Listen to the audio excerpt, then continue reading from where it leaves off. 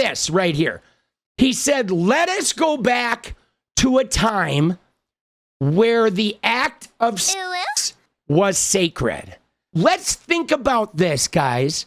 That is a patriarchal assessment of the scenario, because guys, men like to think, ooh, sex was sacred, right? That's when women partnered up with a guy and they got married and they had that special sex with just their partner and they had kids and it was religious and God approved and all this shit.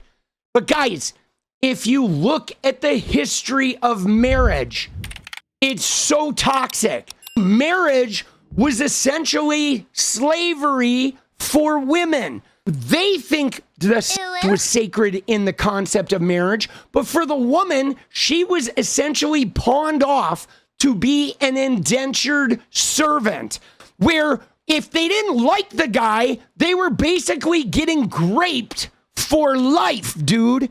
If they didn't like this guy, they were still had to give them whenever they wanted, and or the men would just take it. The women were literally graped for life, bro. And what did they do? They cooked, they cleaned, they raised kids. They never could have any equity, any of their own jobs, any of their own money, with very few exceptions, unless the woman was born into a very high social status.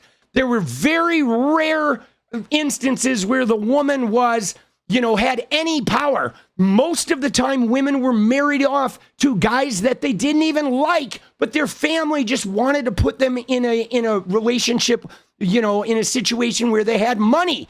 So right here, has never been sacred. It's been taken, right? Mostly through social constructs designed to keep women forever in support roles, revolving around men, and often mediocre ones. And then they try to convince the women that life of secondary, like indentured servitude, is somehow noble and or good for them. And like, dude, that shit is bullshit.